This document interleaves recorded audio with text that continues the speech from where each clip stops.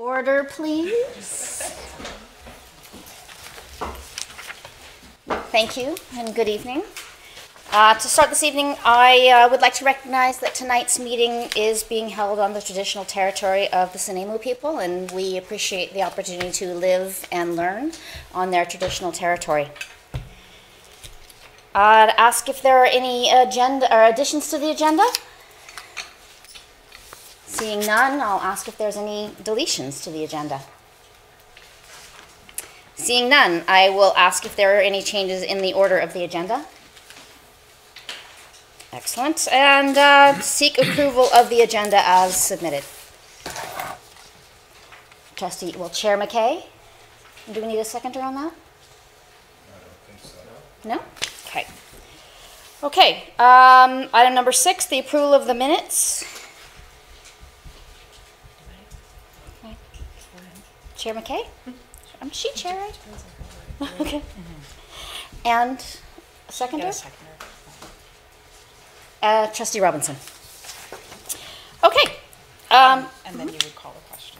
Oh, can I call the question on that? Is everyone okay with that? Okay, all in favor? Great. Agreed. Unanimous. And presentations. Do we have any presentations? No. All right. We'll move through that. Item number 8, reconciliation. I believe Trustee Higginson has a presentation, a report for us. Just a quick update. So not much, since we were just here a couple weeks ago, where the board approved the consultation, or approved the draft policy going out to consultation. And I will say, because so many of us are new here, that there was continual updates provided to the previous board. So if anybody here feels like they would like to know more about the process, the history, how we got to where we are, I'm happy to make time for anybody who wants to sit down and know how we got to the point in which you guys were the witnesses last week. So we can make time. Just let me know if you want to do that. Going forward, phase 2, the consultation. So we've moved into that phase. It was just the approval was given by our superintendent on Monday. And so what's happening now is the committee's developing a detailed consultation plan, which is going to be tailored to the needs of each stakeholder. And it will happen between now and December, end of December, and mid-January next year. We're hoping to bring this back to the Education Committee / board at the end of the month. The Education Committee date is proving to be a little tricky. So just because it's very soon. So we're still working on exactly when those dates will be to bring it back after consultation.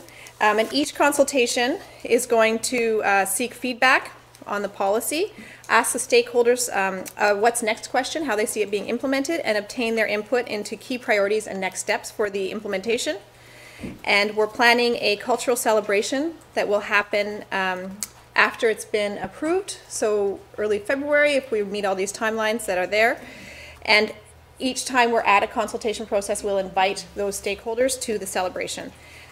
We are creating a video. The committee's coming together. We're meeting again next week to talk about it, but we're having a video on November 17th. The committee is all meeting at Salish Laylam to film this video that somebody is donating their time almost entirely to do the filming for us.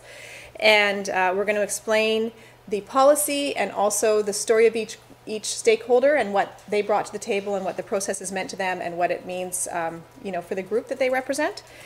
And then we hope to be ready for implementation starting in early February. And we'll come back then with more information on the implementation, and that's going to be based on the information that we gather throughout the consultation process. Any questions? People have any questions? No? Okay. That concludes my report. You guys are easy. You also have a copy of this. We asked Karen to give everybody one, because I don't know if you guys left with one on the 24th meeting. So now you have a copy of it, and you can read it and absorb it and wait for the feedback that will come. Thanks, everyone. That's it. Okay, I believe we have a presentation from Deputy Superintendent Davey, Assistant Superintendent Gray, and Assistant Superintendent Tate. So hopefully they're ready since we've been moving along.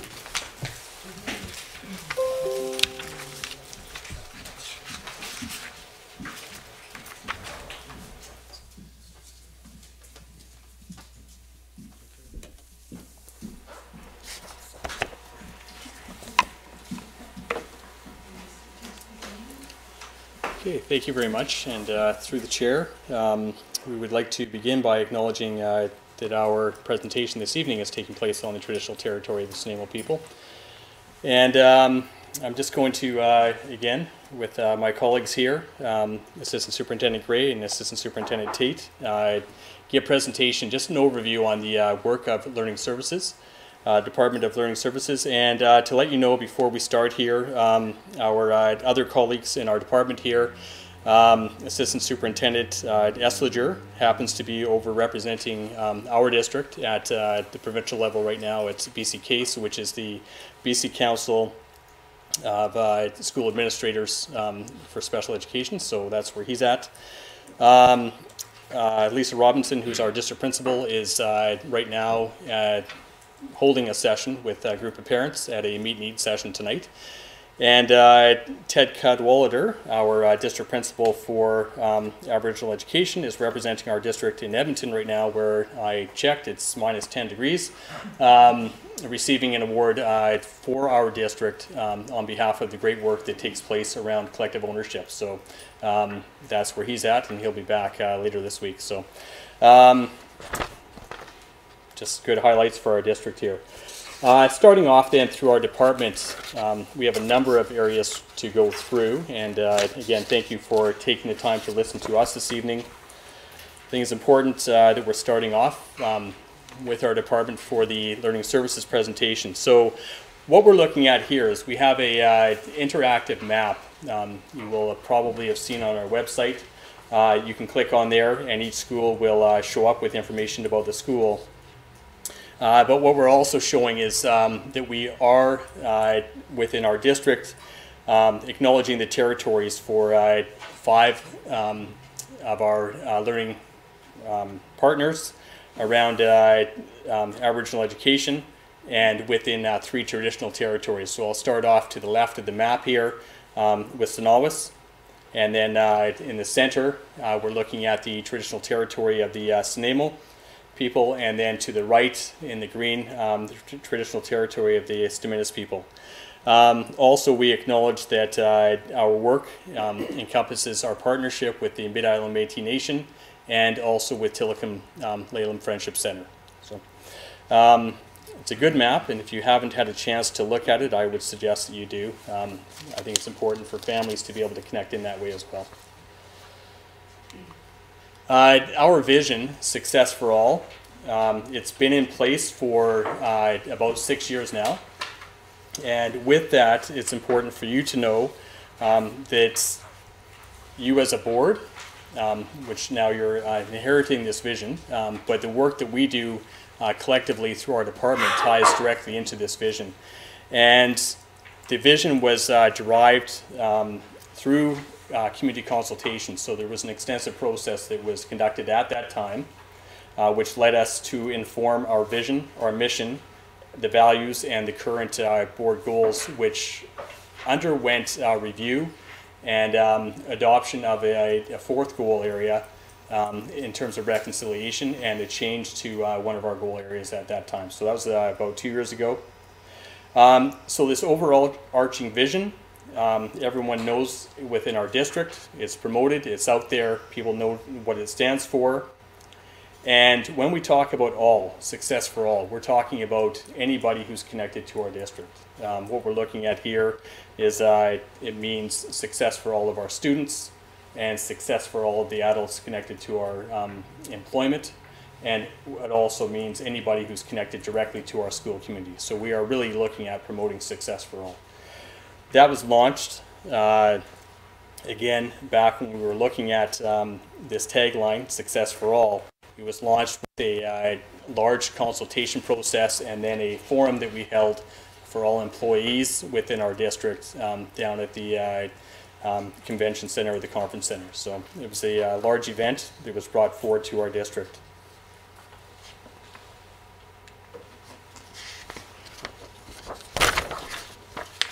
And just to highlight the mission for our school district and the Nanaimo Ladysmith Public Schools, together with families and communities, empowers all students to become healthy, confident, lifelong learners and socially conscious citizens. And really what we're looking at here is a mission that has alignment to the directive or the mission that comes through the Ministry of Education. And what you'll see as well is there's direct alignment that ties into our schools in terms of the mission that we uphold through the Board of Education.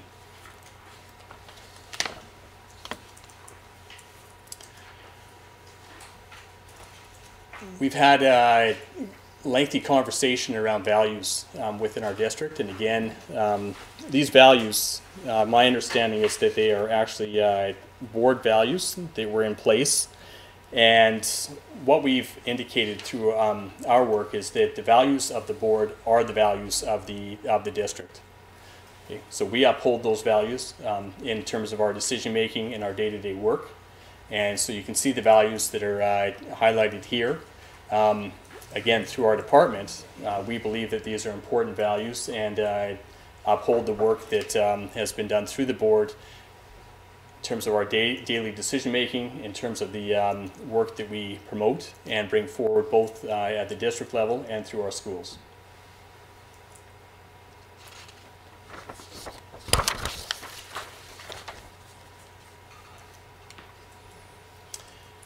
The next piece here, just to highlight again, the schools and programs that we have within our district. As you can see, we have 27 elementary schools in our district.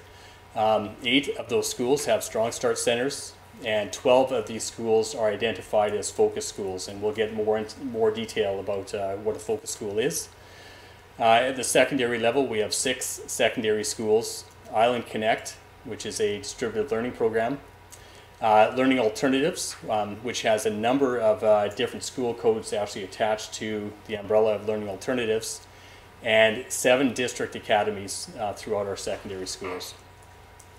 As well, a number of programs that we have, International Student Education, the Career and Technical Center, Early and Late French Immersion Programs, Health Centers, Aboriginal Education, and Skills for Life, both at the elementary and secondary levels.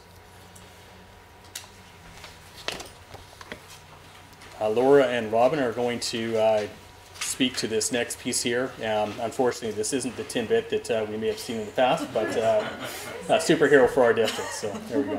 Great. Thank you. Well, you know, I'll start a little bit, Tim. I want to go take us back to that interactive map. Yes. There's another strength of ours, and if we go back to that interactive map that involved all of our communities, you can actually click on that and learn something called Kamina. And so I think it's just something that we have done only in the past year, led by District Principal Lisa Robinson, who did an excellent job in terms of making sure that we all understood where our traditional territories were, along with some Halkanian language. So I wanted to start there because we didn't have that in our strengths with our beautiful young man there, even though I think that we should have had another beautiful young woman there as well. But I'll start with the fact that everything that Mr. Davey has said today has led us to what I believe, what we all believe, has created a beautiful learning system. And that's something that I would say that from my leadership and from Laura's leadership and from Mr. Davey's leadership, that we have really gone from in the last probably 5 years with that mission, vision, and those values, that we have become a learning system. And that's what we're really quite proud of. And so as we talk about some of our strengths here, I really want to start with that one. Just some of the things that we do, you know, when it comes to innovation. Right now, presently, I work with secondary principals and vice principals almost every Friday morning. And part of that work that we do is to really have that talk time to really say, what do we need to be doing to innovate our system? And what kind of examples or exemplars do we have out there to actually move us forward in terms of that work at the secondary level? And by saying that these are our strengths, we want to acknowledge that they are, we believe they are some of our strengths, but in every one of these areas we still have lots of room to grow as well. And as Robin talks about these secondary principal meetings, one of our strengths and one of our areas of growth is our communication with our system. whether it be teachers, QP staff, principals, vice principals, that we are getting better and better and stronger at staying connected, communicating, having reciprocal communications. And we hope to continue to get better at that. And I think it promotes as well alignment, so that, starting from even the BC Ministry of Education to our board goals and mission, vision, values, and as you'll see as it moves all the way down, more specific to the teaching and learning goals of the system, and school-based plans and professional growth plans with individuals, we are always striving to be aligned so that we are, I guess, paddling together in the same direction. So we'll get a little further that way rather than being sort of disparate sort of silos existing within a system. And I'm just going to speak very briefly to cross-departmental collaborations, and the daily work within our department obviously isn't, as Laura just noted, doesn't operate in a silo. So we do a lot of our work interacting with others from other departments, such as the Finance Department, Facilities Department, Information Services, Communications Department, Human Resources. So our work doesn't just pertain to learning services. It intersects us with all the other departments, but at the same time, everything then comes back to the classroom and the decisions that are made in supporting students in the classroom. Collective ownership is a notion that we've thrown here in NLPS, particularly around Aboriginal education, that the work, the strength, the successes of our Aboriginal students, of our Aboriginal families and communities is really the responsibility of everyone that exists, that we encourage everyone from whether it's the superintendent to the bus driver greeting kids or a deputy superintendent to ask themselves sort of what part do I play in the success of our Aboriginal students, what part do I play in the success of Aboriginal peoples. That isn't something that is the Aboriginal Education Department's responsibility, for example, that we are growing this notion that everybody plays a part in that success. Which really leads us to the diversity equity notion and our strength. We have a lot of things that are going on. We have some great people who are social justice advocates. We have some coordinators who do some work related to SOGI. All of our work, when we're looking at it, we look through that lens of diversity and equity to make sure that we honor and acknowledge and recognize all of the people that we need to in terms of making them feel that they are part of our entire system and that we're accepting of all. And that inclusive message is supported sort of structurally by our response to intervention framework, which includes PLC time in there, but really looks at being strategic, targeting the needs of an individual, targeting those needs, growing them, putting the interventions in place, measuring them. Did I make enough difference? How do I know? All of that is to support student learning in our classrooms. We catch all the bubbles. So those are some big ideas and some large concepts that probably seem a little disconnected right now, but it really is in alignment with where we're going, and that's that system part. And I think that we're becoming very, very fluent and nimble at that work because of the infrastructure that we have actually built in the last, I would say, 3 to 5 years. So just hold those strengths. Hold them with you as we move along, because Nanaimo Ladysmith is a very complex region. It's a complex area. We have vulnerabilities, as you know, and it's important to recognize that. Whether it's families, whether it's in our classrooms, we see these vulnerabilities every day. We embrace these challenges, however, but it's important to remember the complexity. As well as remember our strengths in dealing with these complexities. And we brought forward a little bit of a mini graph to show you our grad rates, our completion rate from 2003 to 2017 over time. And you can see that all of our students, we have a little bit of a flat trend right now. A flat trend that I probably would, if we tallied it all together and averaged it out, would be about 72 point something in terms of that. And so we do recognize that when we look at our non-Aboriginal students and our Aboriginal students, that we have our work cut out for us. And so that is a bit of our reality. And I think that at this point in time, because of the infrastructure that we've built because the data that we're looking at right now, the data that Laura just shows, just a picture of where we're at. Here's another picture where we are, and this is where we'll be focusing our attention, which is our future. Can I go back to that for a second? Just so people are aware. That's the percentage reported by the Ministry of Education. And they include all students, which include our international students who don't graduate with us. So our BC student grad rate is 77.7%. The provincial average, still below provincial average, which is around 84%. But because we have a large number of international students, sort of artificially low there. So just so new trustees appreciate that, we're closer to about 78%. So we use this data just to kind of give us that trend so that we can see where we're at and where we need to focus our attention. But you can see the highlight behind, we want our kids to graduate, and that's really going to be our focus, our later focus of that. So then, coming back to our vision and our values and our mission, that is a real big part of our starting point. That's what we always go back to. What do we need to do to actually move our students forward with regard to their learning? Because we know that's what we want for our kids, that's what we want for our entire community. So with regard to alignment, and I believe that Laura made comment to that, these are the board's goals. Meeting each student's unique needs, continuous look at improving our instruction and our assessment practices, reconciliation, and just heard from Trustee Higginson with regard to that work, and of course our organizational effectiveness and accountability to support student learning. So those are our board's goals, and from there we move forward to actually drill a little deeper on that. So this even more narrow focus is particularly focused around the teaching and the learning of the system. So the 4 goals that you see here are directly connected to those board goals, which are of course directly connected to the vision, mission, and values. So the first goal area, curriculum and instruction. As you know, in BC, we have a renewed curriculum.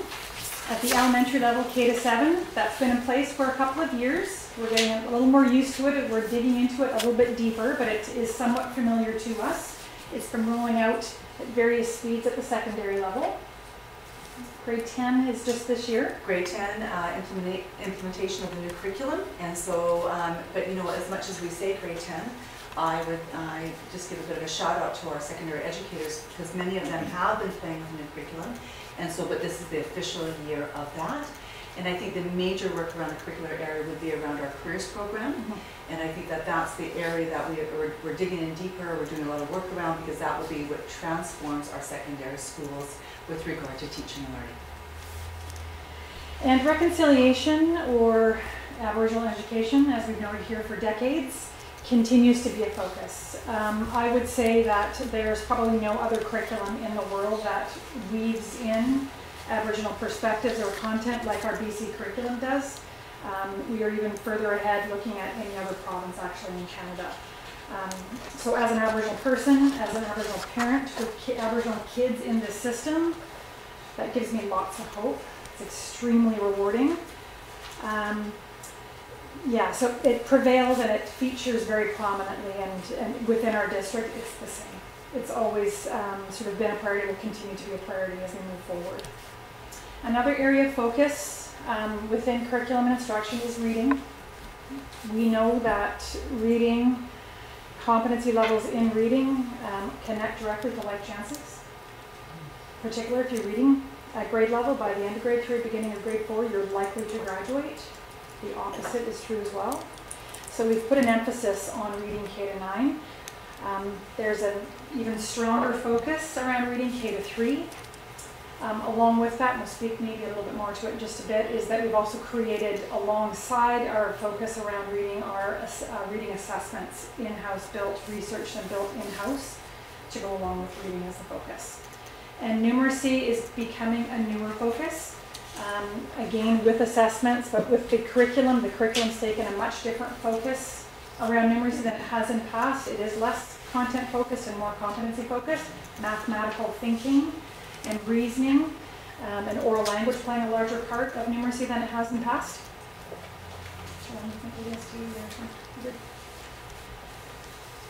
Assessment and reporting as well has a huge focus. In large part driven by the Ministry of Education. We have had sort of an interim or pilot reporting order for a few years now. Nanaimo Smith was chosen as one of 12 districts to participate in a reporting pilot for the 2018-19 school year. And in large part we were chosen because, gosh, we jumped in with both feet. When they gave us the opportunity a couple of years ago, we went full K-9 shift. We're the only district that's gone K-9 gradeless in the province, for example.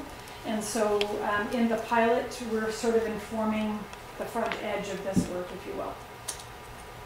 As I mentioned, reading assessments, K-9, built in-house, beautiful collaborations amongst our teachers to build these assessments. They'll still be tweaked as we learn more and as we move along, but they are used in every one of our schools.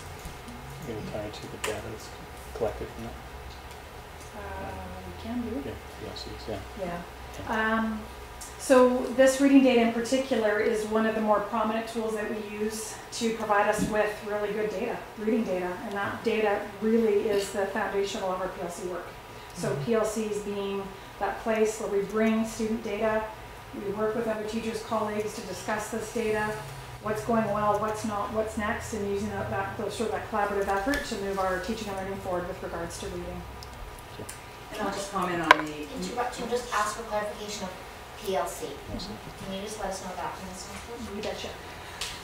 So PLC, Professional Learning Community. Thank you. Yeah. Is that it, or do you want to continue? Yeah, I just wasn't sure what. Yeah, Professional Learning Community. And I always say, in other words, collaborative time, Yes. because I think sometimes we use that language, but it is built-in collaborative time for our teachers to actually look at that data and do that work. But I do want to make a comment around the assessments, around the numeracy assessment, because we have some changes in our grad program at the 10, 11, 12 level. And so last year and the beginning of this year was the first time that our grade 10, 11s, or 12s, if they were part of the 2014 grad program, would have had to take the numeracy assessment. And so that's very new out there for all of us. And so that has shifted the grad program as well. And then I also want to go back because I think that Laura made a comment around the fact that we are definitely leading the way with regard to a gradeless system where we actually use competencies to share the learning of our students with our parent body.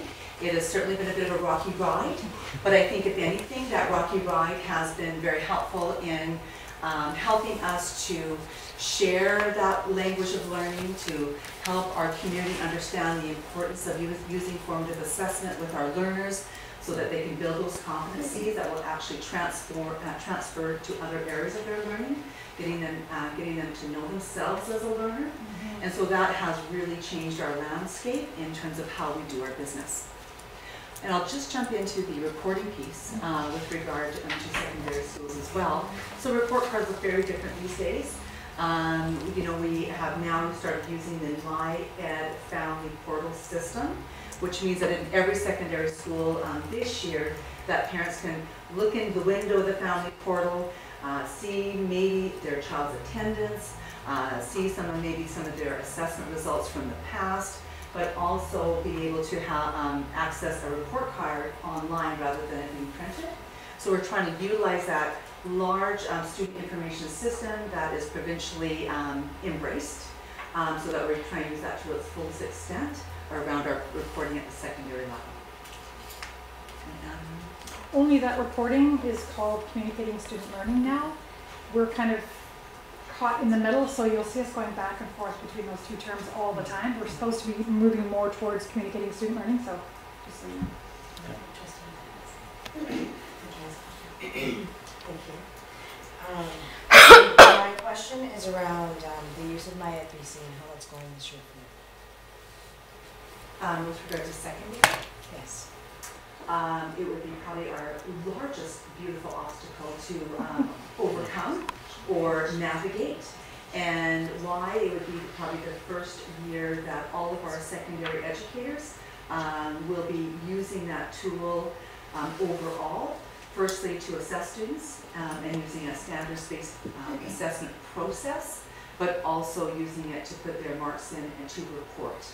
And so this will be the big hurdle this November when we do our first reports out for all of our parent community. But we're definitely supporting it very well in terms of opportunities, support systems, coordinators in place to help our learning and our growth around this particular area.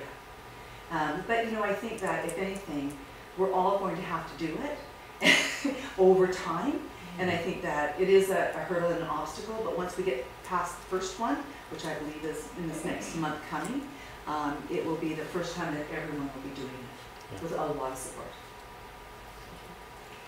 And we have a lot of information, and we are going sort of higher level global, so please stop us, and whenever you need us to drill down or give you a term or whatever, please do that. So we have another Yes. drilling down question, I assume, from Trustee Barron. I just had a question. I wasn't sure when the appropriate time was to ask. So I was just hoping to get a little bit more information about your comments, Scott, about the rate of, the graduation rate of our secondary, non-Aboriginal secondary students being somewhat lower than the actual rate because of the international students being included in that. Are there any similar variables that may have skewed the data around our Aboriginal student graduation rates? Unfortunately not. Okay. And then are those same variables taken into consideration when we're looking at other comparable districts? No, as Robin, through the chair, as that's all right. Yeah. As Robin stated, that's the information that comes from the Ministry of Education, Okay. and it is the same for every single district. Okay. But to give you an example, I know West Van's grad rate is 99%, right? The most, the highest social economic status, district in the province. I don't think they have a large international student program either, so theirs doesn't change that much. Okay. Saanich has a huge program, so their grad rate changes quite a bit when you take all of those international students. So it's not really a level playing field when you look at the Ministry of Education's data. Yeah. I ask only because that's great news to know that our graduation rate is in fact a little higher than the number that we're seeing, but now the gap between our Aboriginal and non-Aboriginal students is bigger than I had originally thought. So I was asking for some clarification for that reason. And our diversity as well, we have broad diversity here, even just within the last 2 years, our new Canadian population. The slide that I mentioned around the vulnerability, our vulnerability here is very complex, say, compared to the West Van School District. We don't highlight it very much, the idea that, but there are composite index numbers where we're, Nanaimo's some of the ranked in the top 10 in the province as far as vulnerability. And you pointed out before, Superintendent Sewell, that even within those rankings, what you'll see is that a lot of the other communities that are ranked close to us are smaller communities than we are. We're one of the larger centers that have a very high ranking in terms of vulnerability, in terms of those indexes. Yeah. Sorry, could I just ask one clarification Sure. question around that? Yeah. So high as in we have the highest proportion of vulnerable Higher students? proportion of vulnerability Okay, within our community, thank yes. you. Yeah. Thank you. So that slide that we showed just to symbolize the vulnerability, the number there is 34%. Very high. Can Thank you. dig down a little bit in terms of work that you and Assistant Superintendent Eslinger did last year around identifying areas, pockets of vulnerability. So in speaking of data, so looking at some of those vulnerability indices, whether it's the BC Vulnerability Index or the early indicator vulnerability index, we have gleaned data from that. We've gleaned data from reading assessments, writing assessments, numeracy, from report card marks, looking at on-reserve and off-reserve populations, looking at that data and really sort of combing through all of our schools, elementary and secondary, to get a sense of how these vulnerabilities or some of these factors affect individual schools. In fact, that's how we came to an early pilot about 4 years ago. We tried something that we called the focus schools. I'm sure you've heard this term already. And we just decided to do a little bit of work with the 4 schools that hit the top 4 in terms of all of these indices I just mentioned. And so we have been working with those schools for 4 years now around the goal of reading. K to 3, almost 1 to 3 specifically, so very specific, narrowed focus around reading, around student reading, with this overarching platform of working together as colleagues, collaborating as colleagues to increase the efficacy, to increase the capacity with those adults, working with those complex populations around reading, and we've had success. We've had great success in not only increasing reading rates, closing this, we've heard this gap, the gap between Aboriginal and non-Aboriginal students, closing that gap. So now that we're in year 5, we're hearing not only specific data driving these notions, but also anecdotal pieces like some of the intermediate teachers are now finding they aren't focusing on literacy as their first priority because the kids are reading at grade level. They've actually moved into focus areas like numeracy. That classes, they're seeing less behavior interventions required because kids are coming in reading at grade level now in grades 4, 5, 6, 7, and so that's less of a barrier because they can read and they're able to delve into what they need to do in their classrooms. So because of that success, the board graciously supported us in growing that initiative to include 8 more schools, so we now have 12 focus schools. And there's different supports that come with these focus schools and different expectations and criteria. And when we have more time, I would love to share more of that with you, more of the specifics. Yeah, perhaps you could just rattle off some of the supports so people know, generally speaking, so we know what we're talking about with focus schools. So we have literacy coordinators, AKA in the area of like a reading specialist in those schools. They have more administration time, principal and vice principal time. Youth care workers. Hmm? Youth care workers. Yep, we have child youth care, youth family support worker time has increased, counselor time's increased. Originally, when it was a smaller number of schools, we were able to just sort of strategically place like our speech and language pathologists, our educational psychologists, so that they shared the focus schools, so they were collaborating amongst themselves. That's good. Yeah. And just a great bunch of people that like when we have more time, I would love to share the stories. It's a beautiful transformation, the strongest of which has been this collegial environment and community where everyone has their doors open and it's very flexible and everyone's sharing and moving in and out and everyone has their doors open and everyone's working together to support all students. It's a beautiful thing. I would love to talk about that a lot. Really, so would I. And I mean, maybe that could be a topic for future. I don't know really how much we want to delve down into anything, but that seems to directly relate to the government's new focus on poverty strategies, and this seems to fit very nicely in how we could advocate for education being a primary way that we could address poverty in our communities. So I suspect that you're telling me we have some data around that that can be used to advocate. So that, from my heart, is an incredible opportunity that I would love to learn more about, and maybe we could have a time where we could delve into that a bit more, since we probably don't, I mean, we still have a few pages here, so I want to make sure I'm respectful of your time.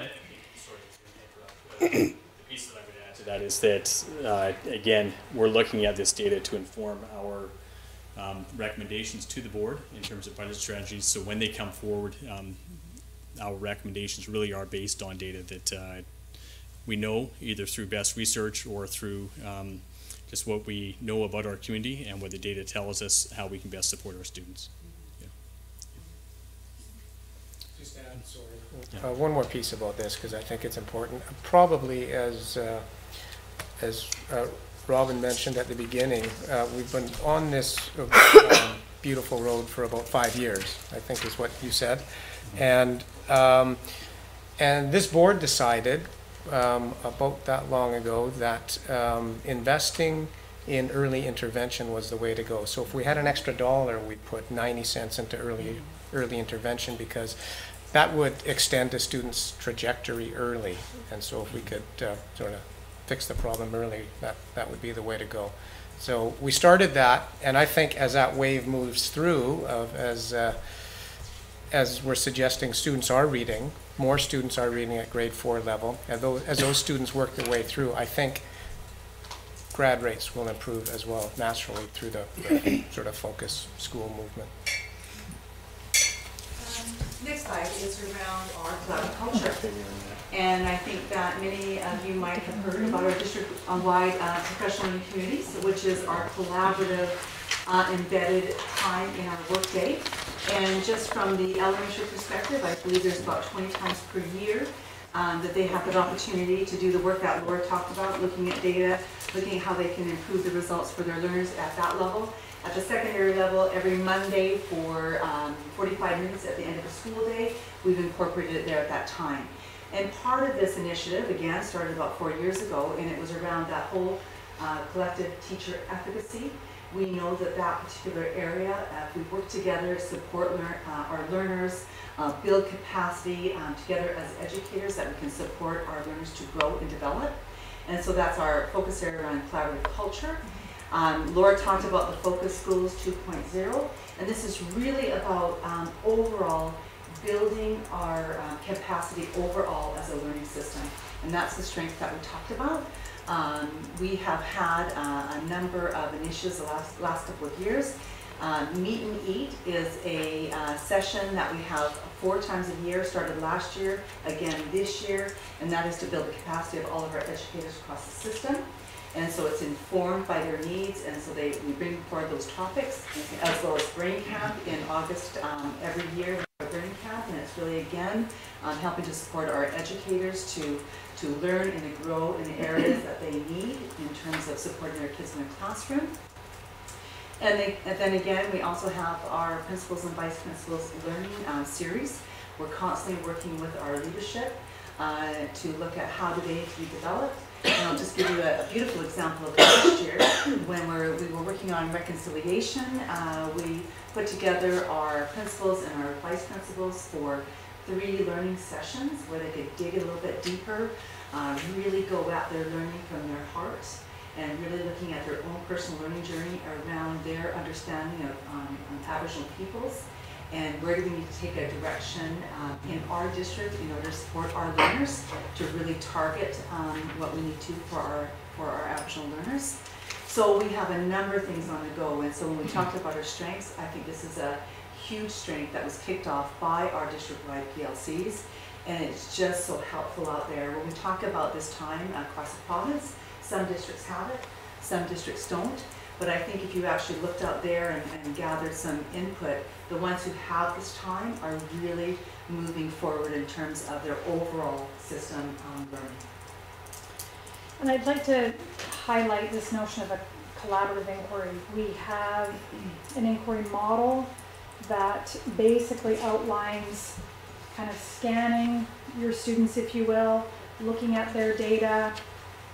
What are you noticing about this data? Where do you need to put your energies? Trying some things, seeing if they work, measuring to see whether they've worked or how much they have or have not worked, and then starting over again, okay, then looking again. And so this whole cycle just leads to this notion that Rob mentioned earlier around this being a learning system, that's a professional learning model that we are emphasizing on its own throughout our system, but it's also the model we use within PLC. We also belong to a provincial network and have had for over a decade. That's a provincial inquiry network. And we participate and submit inquiry questions to that provincial network every year. Probably one of the largest number of inquiries that go to that provincial network every year as well.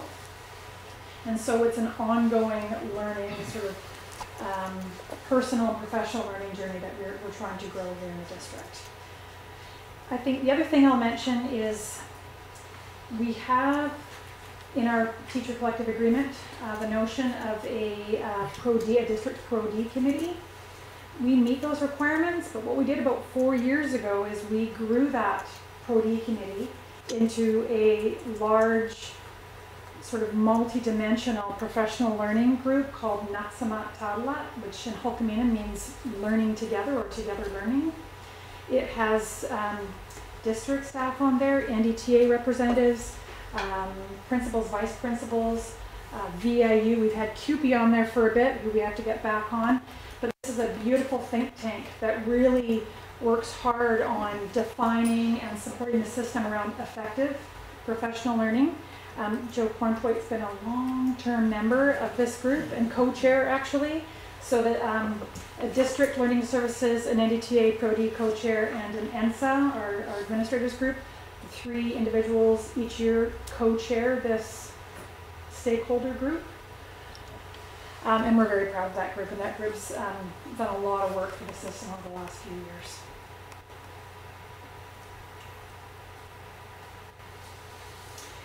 Safe, caring, and inclusive schools is the last goal area of the learning framework, and it has a real kick this year. It's a real emphasis this year around inclusion and around safe, caring, and inclusive schools. I've mentioned RTI. We still have lots of learning there, but it's something we believe in and we're moving forward with. When we speak within RTI around tiers, tier 1 being whole classroom, that stuff that happens in a regular classroom with all the kids in there. Tier 2 could be small groups within that classroom. Maybe it's some pre-teaching, maybe it's some extra supports, extra practice. And tier 3 will be really significant interventions. Often it'll be one-to-one if that's required. We are embarking on a student support scan, so we're looking at our student services model in our school to look for best practices so we can grow expertise in that area. And around the whole notion of inclusion, I think Robin mentioned earlier, social justice, sexual orientation, gender identity, multicultural race relations, or Aboriginal education, all informed and all informing our inclusion work, our inclusion policy within this sort of framework of educative, preventative, and restorative. And just to do the last bit of highlight around our inclusion policy, I think it's something that is, as we were missing Bob, he's a bit of a part of our stand and deliver usually, and Bob is not here, and he was the lead person really looking at that inclusion policy. It's something that we have looked at, we've unpacked with our principals and our vice principals, with the hope that they would be doing that with our educators, as well as with our entire organization in terms of what does the inclusion policy mean for all of us, adults and student learners and our community, in how we actually look at that process and how do we do our work in our decision making. Robin, can I just ask you to dig a little bit deeper into the work that you and Ted have been doing with your principals group at the grade 12 level around identifying students in terms of where they're on the path to graduation? Sure. Yeah. I think that it's coming up a little later, but it's a focus area of ours, and so with regard to that data and the trends we're attempting to show you. Are we already there? Oh, good, we're already there. Yeah. Sorry. It's great. This is our major focus areas this year, and so we were trying to paint a little bit of a picture overall for you as a district, what we were all about, what our strengths were, some of the data sets that we were looking at, some of the infrastructure that we have built. And so now here we are this year, what is our focus area? And I think our district principal, Ted Cadwalder, he is coming to us from the ministry. What we're doing is we're looking at that data. We're putting a face to every single one of our students at the grade 12 level in terms of are they doing well? Is that a green light?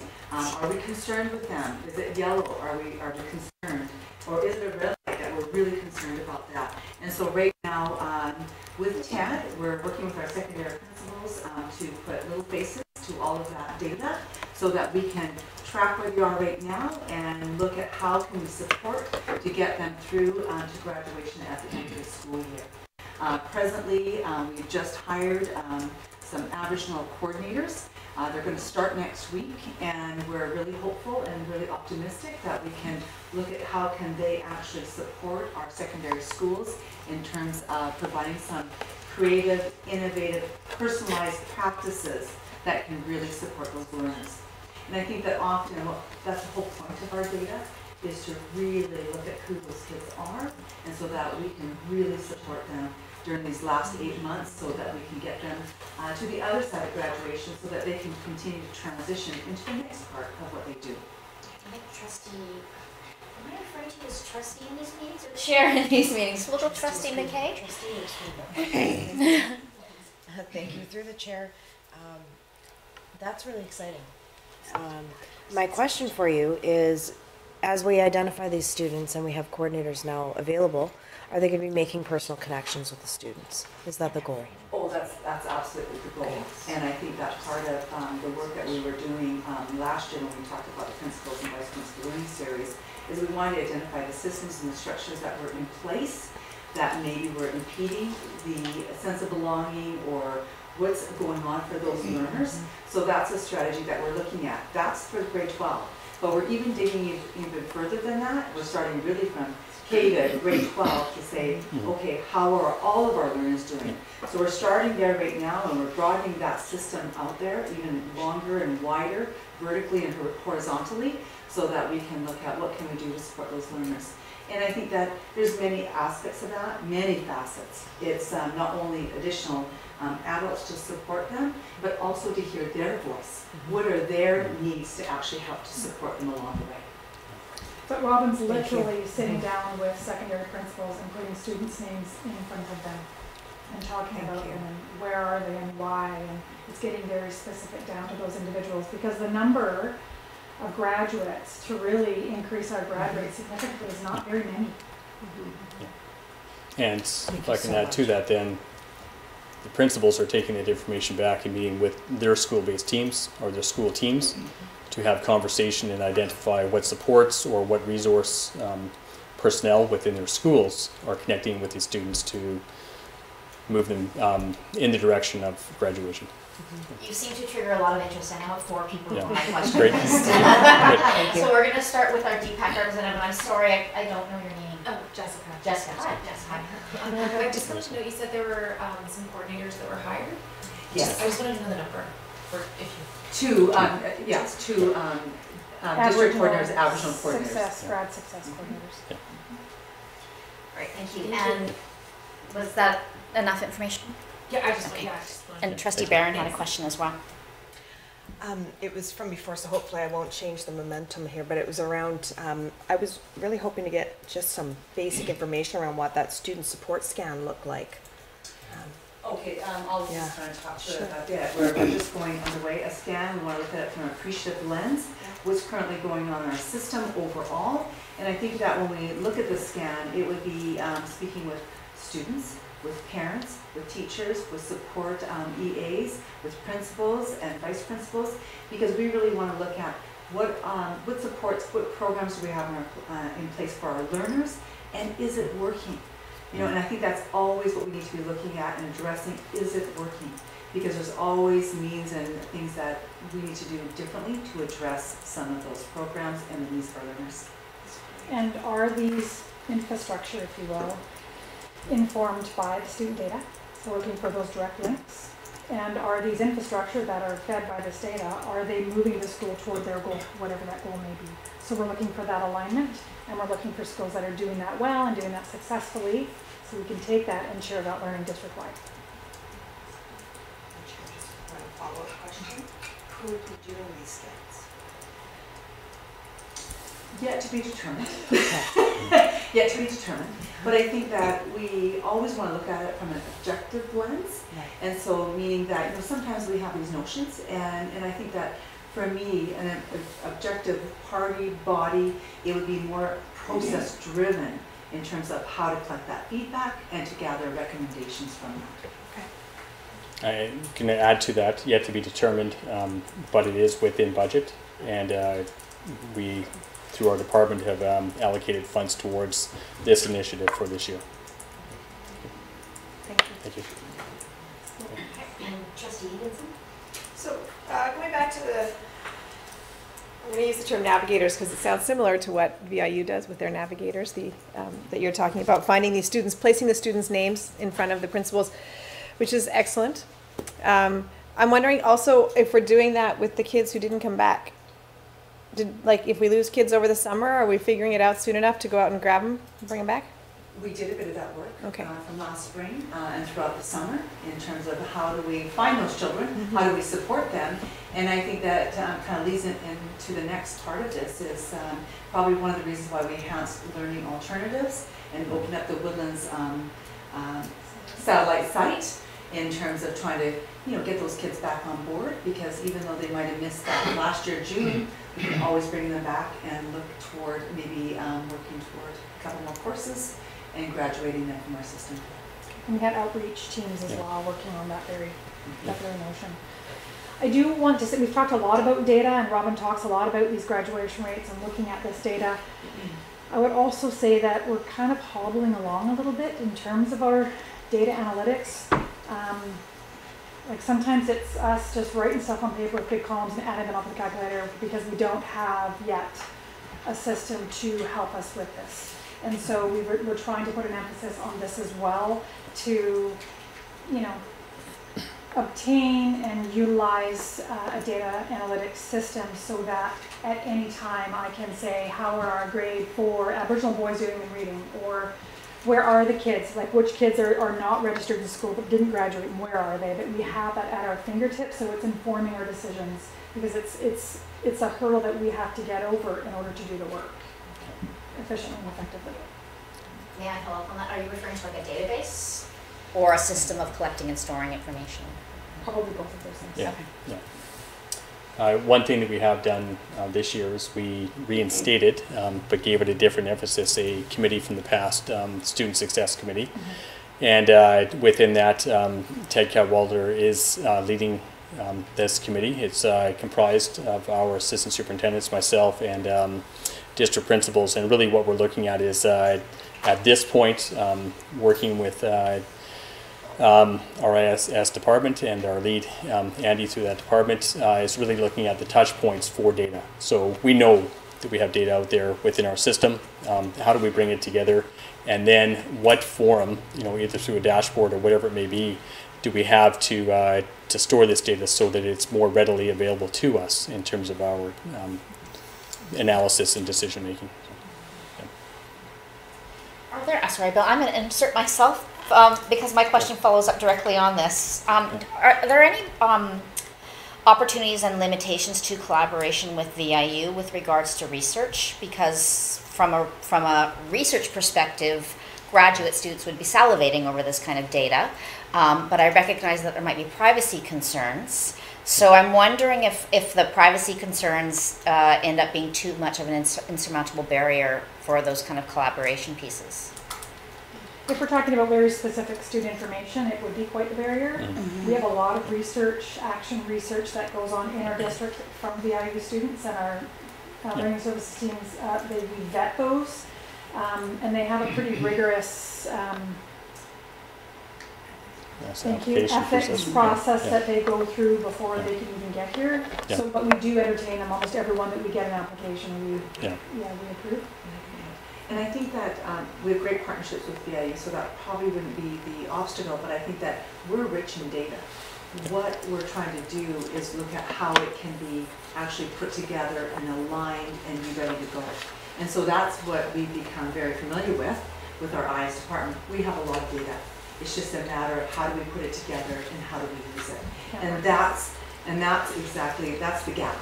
And so we're working across all of our departments right now to see how can we actually create something that will help to support and inform our decisions in terms of where do our resources really need to go.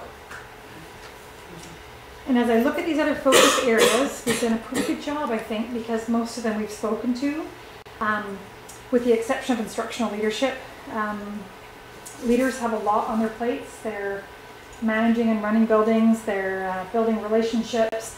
Another area that we're supporting our leaders in, whether they be informal or formal teacher leaders or principals and vice principals or senior leaders, is the notion that we are all teachers and that we are all leading the teaching and learning wherever we stand. We mentioned early intervention. That's also a focus for the 18-19 year, as is reconciliation and inclusion. We have Trustee Robinson would like to have a question with that as well. Thank you. Just connecting back to Laura's work with principals and grade 12 individual students. I was at the Aboriginal Pro D last week and was totally impressed by work that Ted is doing. He had a list of every one of our Aboriginal students, and that list had red, yellow, green, and it went to all EAs and teachers, and they reported in on individual teachers. I was sitting at a table with an NDSS administrator and someone from one of the schools connected with it, an Aboriginal EA, and they had a list of 10 students, individual students. They were talking about these students' individual needs and making arrangements to spend time next September together at NDSS after school, showing their commitment, working, doing the same thing that we're doing with the grade 12 level, but for all Aboriginal students coming along, and that information being passed from teacher to teacher. So just encouraging more of the PLC sort of stuff. When I first got involved with this district, there was a whole lot of teachers in silos. They didn't want people coming into their classroom. PLCs have blown those doors off, and our staff is doing amazing work with the PLCs. I'll just a little more history. The board from grade 11, from 2011-14, we were about to lose PLCs. I don't know if you'd remember more clearly than I, Scott. It was to do with teaching time, and we wanted PLCs to be part of the teacher's working time, not to ask, showing that we felt this was important work, not something we'd ask them to tag in at the end of the day. And working with staff, we managed, I think we had 2 a month, but we kept it alive. We kept the PLCs alive. The next year, staff was able, working with us, to find budget, and so PLCs were happening every week. And anyway, an example how staff and the board can work together to achieve really important things. Thank you. Through the chair. Well, first of all, thank you very much for this presentation. And you mentioned that you know, we're all educators here. Well, I can honestly say tonight I'm a learner, I'm a student. So there's a lot of terminology in this world of education, but I appreciate you putting this together.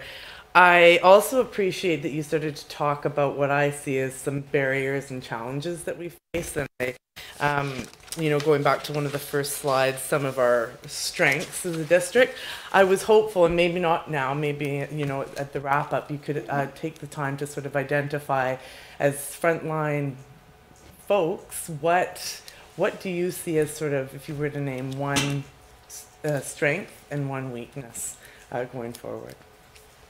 Do you want to do that at the end of the presentation? That'll give us some time to ponder. Yeah. I'm also going to mention here, you know, our system, even though we talk about K-12, we extend beyond that, obviously. So when we're looking at students, we do have programs. We mentioned Strong Start. Keck College is another one, and Laura can probably speak in more detail than I can about that. But Keck College, a partnership with Tillicum Lalem, and resource in terms of staff that support students almost in a pre-K environment. They work through the summer with these students to provide readiness and school readiness for students and families, and making that transition. And the nice piece with that is that the teachers that are connected to Keck College follow through in terms of connecting in with those students and families through their kindergarten year. So it's beyond the pre-K initiative. The other piece that I'll mention, I said beyond. We have a program in partnership with CNAMO right now, House of Learning. It's held at Woodbank Elementary, and House of Learning supports students who are attaining their graduation requirements to ready them to move on to VIU. But really it's focused around the adult learner, continuing education as well. And I think this is very important for you to know. We have a program at the Nanaimo Correctional Center for adult inmates who are there. And really, through Learning Alternatives, the work that Superintendent Saywell and I were connected with for a number of years, it's about improving life chances. And when you have somebody who's incarcerated for a period of time, and they're able to focus on getting their grade 12 graduation certificate, doing something very positive with the time that they are put into in terms of being in the correctional center and coming out with their graduation certificate, we've actually increased their life chances and probably that of their family as well. So just another important note. And Trustee Higgins had another question. On the Keck College, it's so great to see the award that they won. And it made me think about, because we do partner with them, and there's all this talk about data right now. It's been 4 years that it's been going on. Have we proceeded to follow the progress of these students with our access to data to see how they're doing? We have a little, we've only just recently started that, and it's tearing into the reading data as well. Okay.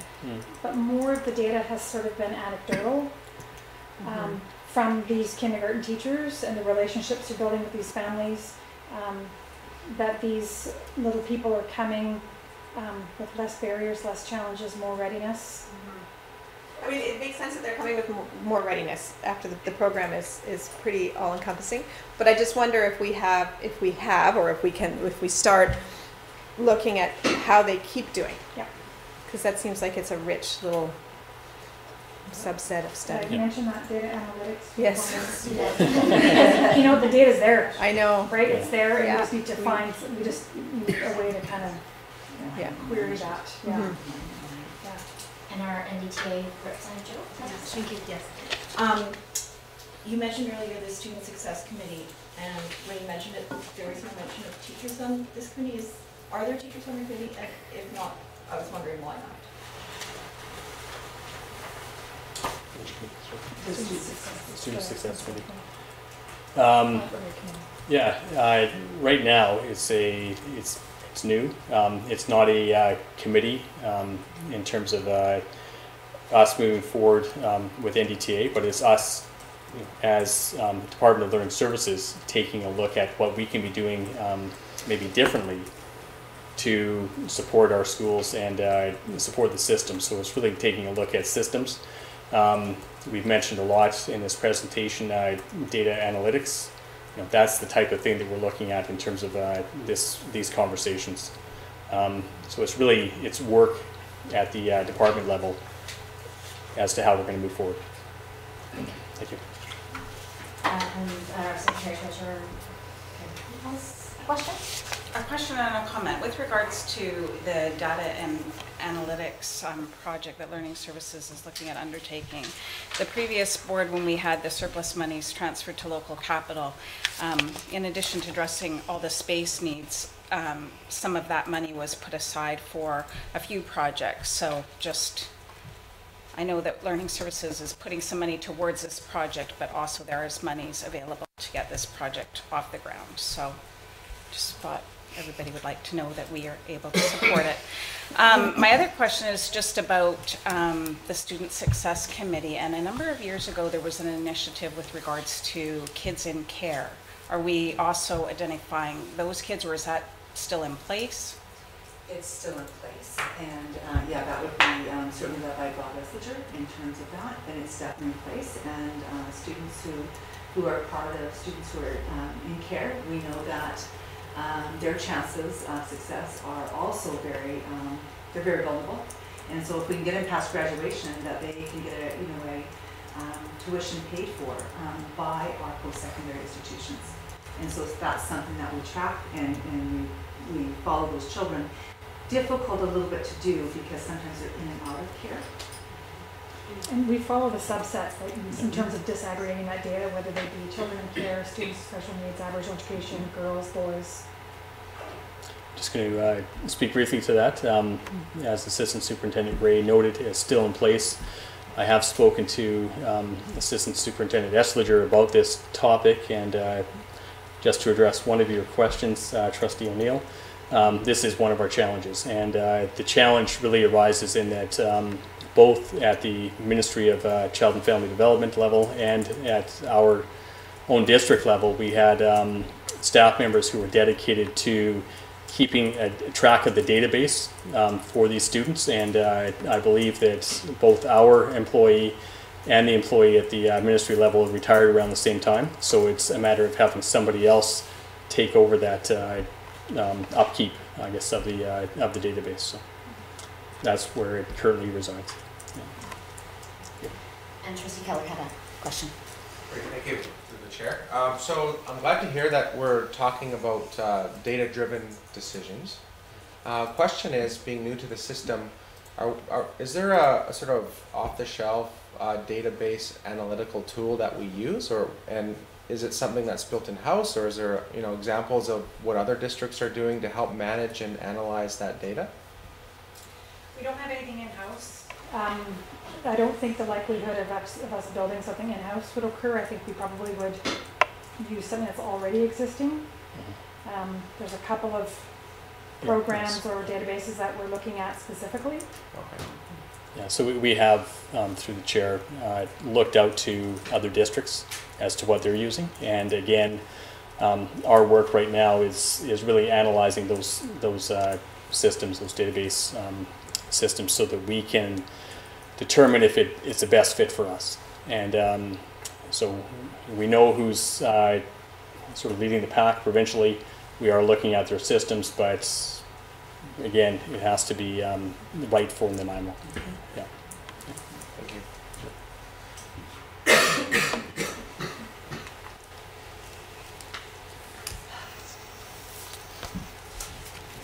Upset. This is our strength test.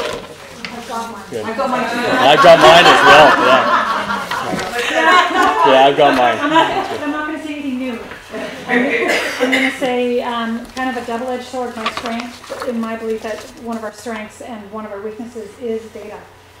I think that this district is poised and ready to use data to inform in a very strategic, efficient manner. We're getting used to it. It's how we're speaking. We're hungry for it, but we can't quite give it to the people who need it in a way that's going to be useful.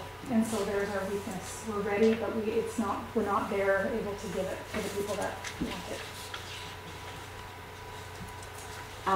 I would say the same, but it is also where we have actually learned many lessons along the way.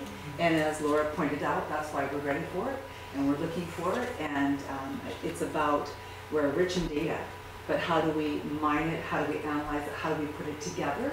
And so that's what we're looking at. So the same thing, and I guess that would be our weakness, but it's certainly part of our focus area.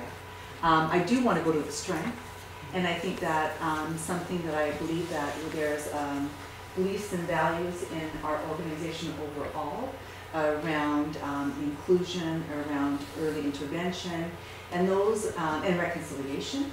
I think that we're leading the province around those concepts. And at this point in time, when you look at what the ministry has come out with, we're probably leading that edge, but now they're talking about it, and it's part of their work, and they're identifying it as their area of focus. And we've been there. And I think that that's what we want to have that real focus at this year, is around inclusion, and in a variety of ways. And inclusion, I know that it needs to be defined by many of our folks out there, and then how do we actually use that concept to ensure that all of our kids have access to learning and supports so that they can be very successful.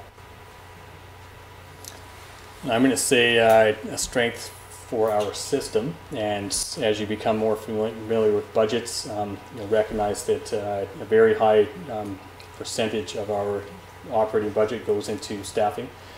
We have great staff out there in our system, both professional staff and support staff, supporting the learning of our students. So we need to recognize that. And as you get out into schools and you see the great work that's happening out there, you will identify a lot of those strengths that are happening, and different programs, resources, personnel that are connected with schools and supporting our learners.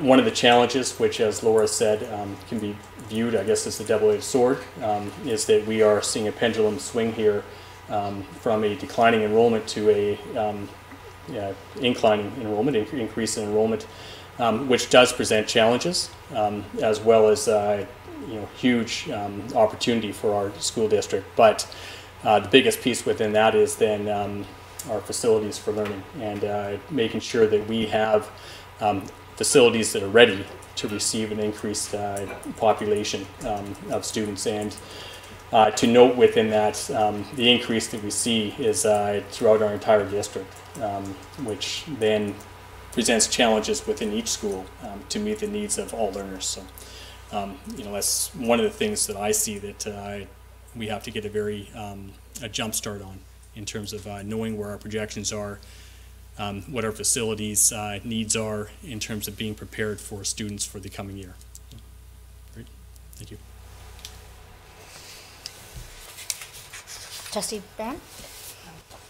Barron, you said Barron. Sorry, I heard something different there. Through the chair. I just want two quick things. I thank you for this presentation. I think this is a great way for our new board to kick off our next 4 years. So I'm thankful for all the information that you're giving us tonight. Obviously, lots of great things happening in the district. One thing I just wanted to say as a previous employee of the district, and you're talking about how we have a lot of data to work with. I appreciate that, but one thing just to say, to consider as we move forward, that there are many lost opportunities from my experience front line where data is not being collected. That would be a wealth of knowledge that we could use, with our child, youth, family support workers, our EAs, our community school coordinators, and so on. Having a system set up where they're able to track and quantify data at that level would really feed into this entire conversation as we move forward. So perhaps this is something that we can discuss at future meetings, but I just wanted to mention that as my experience in that area. There's a wealth of information there that's not being gathered. Yeah. Any additional questions? I could keep you here all night with questions that I have. Yeah, I won't. I will put out, and I reckon for me, I feel like this is a bigger conversation. Much of this, what I appreciate about this presentation is it gave us a really lovely overview and probably piqued interest in many different areas. So we now have ideas for agenda setting conversations that I think are really useful. I know myself, I'd like to look into the response to intervention and understand what that is specifically more, but I think that we can have those conversations and hear what people would like to bring forward at these committees. So that was a lovely, exciting start off, and the former graduate student nerd in me is like, oh, data. So that's really exciting. I don't know if you have anything left. What I'm going to say, and this is the tip of the iceberg. Again, we were trying to be high level to give you enough information so you get a very fulsome understanding of the Department of Learning Services and the work that we do. As we move forward for future Education Committee meetings, certainly we're always happy to provide further information, presentation, and as well, it's, I think, important for people out there in our system to have the opportunity to be able to come and share and present with you the wonderful things that are happening throughout our system. So hopefully we have those opportunities for invitation. Yeah. I'll just add my thanks for that short presentation this evening. And we'll book them in for next month, apparently, so we can learn the rest of those three-letter acronyms. Thank you. Okay, thank you very much. Okay. I believe the next two items with correspondence and unfinished business, we don't have anything applicable to have a conversation about that, so we will move on to the new business, which Secretary Treasurer McVeigh will, McVeigh, well, I will learn pronunciations of names as well as the acronyms. We'll talk about our family school assignments. Right, so on page 26 is just the list of our families of schools, and provided to you tonight just to talk about what you might want those assignments to look like, what the purpose is, but not necessarily that you need to talk tonight about which trustees will take which zones. I think that could probably, if you talk about the purpose of the zones and the assignments and have some discussion around that would give you some then time to think about what you want it to look like as a board. Did you have a question? Trustee? Sorry, you're going to talk about the purpose of the zones? Did you say? I just kind of missed that last bit. I'm wondering if it might be useful. See, I'm familiar with that families of school language, but I'm not sure that everyone at the table is kind of understanding what that concept is and why school districts have kind of divided into that grouping. I'm wondering if there's a quick Cliff Notes version of what that is. Of what the zones Mhm. are. Well, some districts have trustees that are in charge of or assigned to families of schools or zones, and some districts don't. We have, I believe, for the last 4 years, and I'm going to just maybe seek some assistance. 7 years, I was going to say, whether it was just this term for the board or previous, in terms of what that actually looks like. So you're assigned to a zone, but then the question is, what do you want that to look like? Do you want it to be reporting out on events that are happening within the zones that you're assigned to? Or I guess I'm just suggesting that that's really open for this board to determine what it looks like. So it relates to trustee reports is also what I'm hearing. Correct. We started that with the last board for the first time, that once a month at the end of the monthly board meeting, those of us who had a high school and feeder schools did a report on what was going on in those schools. And I think we all appreciated that as a way of getting an overview of what was some of the nitty-gritty, exciting, interesting stuff that was going on across the district. My since seeing no questions, my only comment slash kind of a discussion item potentially is what's, coming from a different school district, what's different for me here is that our vice chair doesn't have a family of schools, and our vice chair did. I know from my own personal experience that's one of the lovely aspects of being a trustee is getting into the schools. I don't know the history of why we organized it makes sense to me for the chair because the chair tends to be so busy, although our chair had his own as well, but we had only 7 trustees. So I'm wondering if the reason that the chair and vice chair don't have, I wonder if I can get a bit of explanation of that.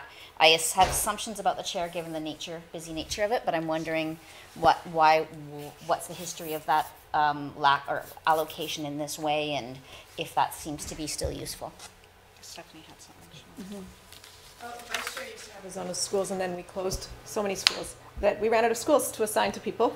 So that was like that's like the really nitty-gritty version of it. That the knowledge keeper, Kathy Kelt, who was around for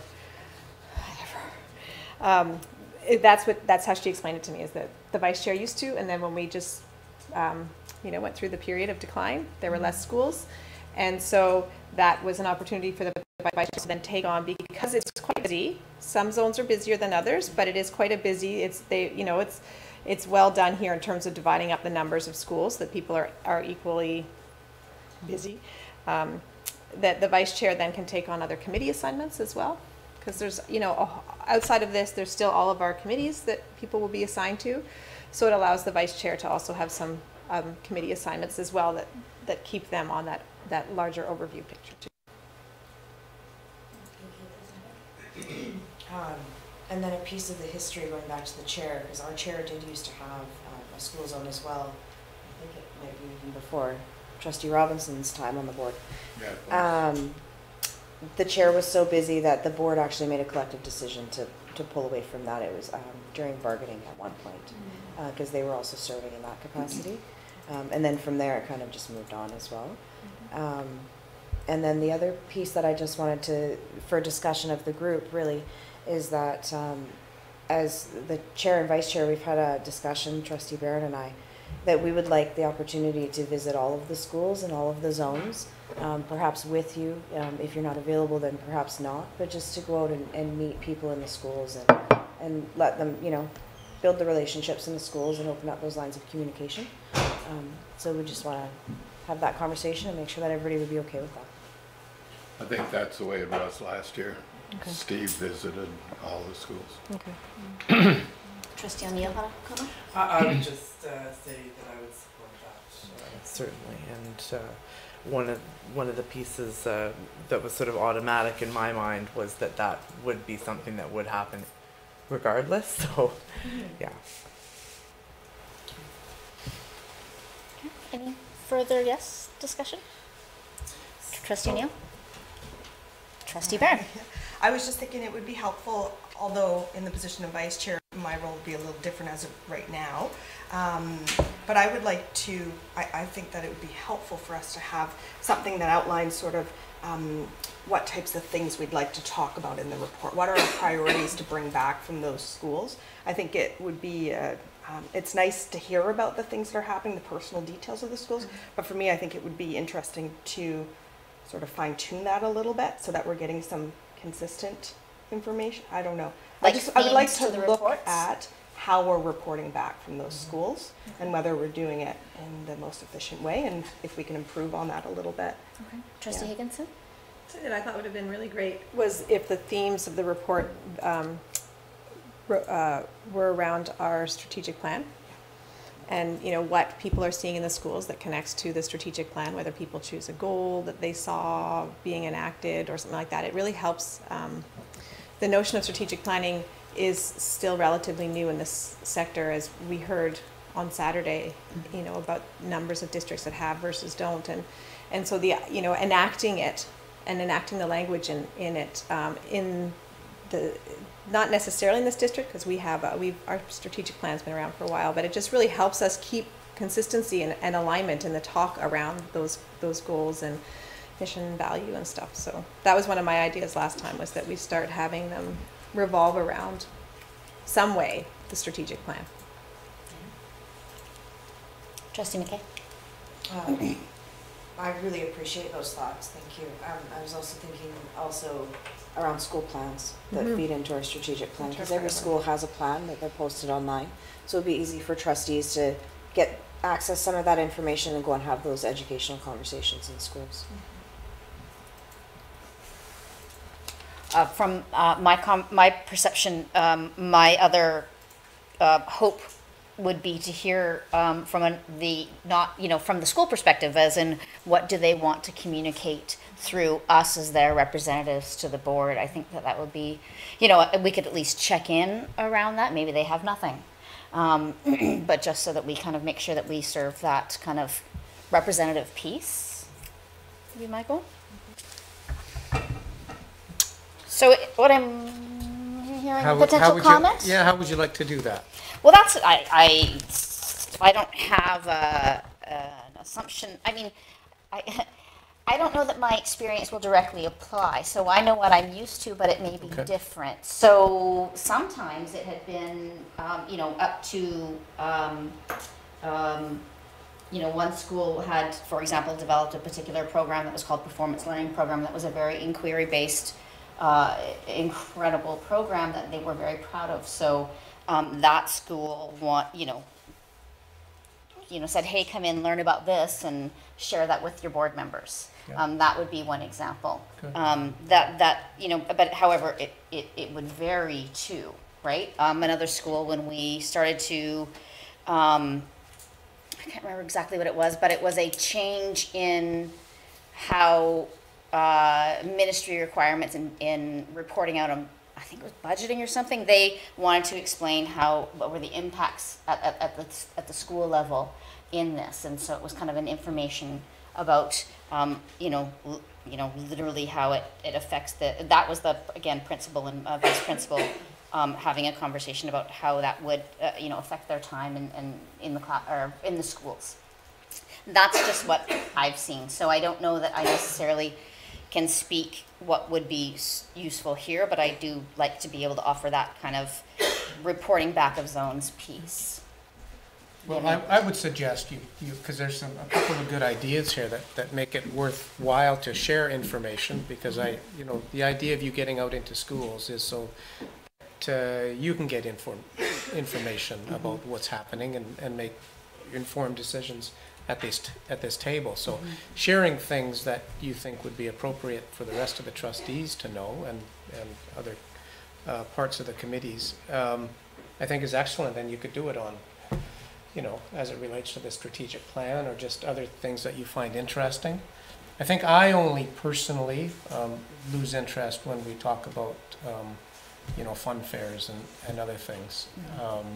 And maybe that's good information to share as well, but it's time consuming, and you want it to be meaningful and relevant. So right. We can evolve, so perhaps. Being mindful of length of report would be Perhaps. something that would be important. Perhaps. And content. I think that's it. And so we don't no volunteering for the dunk tank from our superintendent is what I'm hearing. Well, no, I'm not saying that. I might volunteer. Okay. Trustee O'Neill. So just on that, as far as reporting back, there's a couple of things. So one thing we could maybe look at doing is putting a bit of a sort of template type document together. And the question part of this is, do the trustees provide a written report on their zones? And so I think this addresses what you're talking about, Scott, in that, we can sort of provide highlights, if you will, and then you can read further if you want to find out more about the dunk tanks. But no, I'm being cheeky, but yeah. So does that, to provide a written report. Do we provide a verbal report and then follow up with a written? Or is there a preference of one or the other, or as a board, do we want to decide how we want to do that? And if I may, in the past, it's been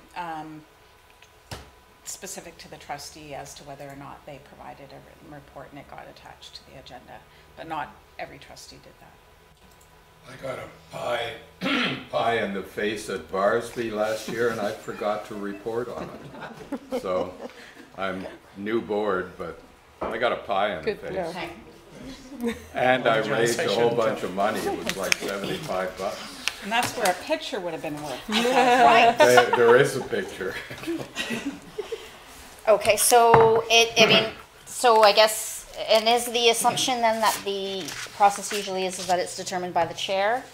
Or what would the chair like to receive or from us? So I think what we should do at this point is we've got some really good ideas to start with, and perhaps we can have further discussion after we assign zones, and we'll make those announcements at the regular board meeting at the end of the month. And with regards to the assignment of zones, do you want anything from us? Yes, if you could email me a preference of zones, I would like to see us try to see what we can do to work within a zone, maybe where you're comfortable to start with. And then I'm hopeful that we would do some switching and changing so that we get a really good sense of the different areas of our district, because we are very unique here in Emma Ladysmith. So if everybody's okay emailing the chair, that would be great. Any other questions or comments? No? Okay. Okay, and so we're moving on to question period, which nothing in that. So I will entertain a motion to adjourn. So moved by Trustee McKay. Can we get a seconder on that? You all, oh, Trustee Keller, I thought you guys wanted to stay here all night. Okay, and call the question. All in favor? I'm going to assume that that's unanimous? Yeah. Okay, we're adjourned. 7:35.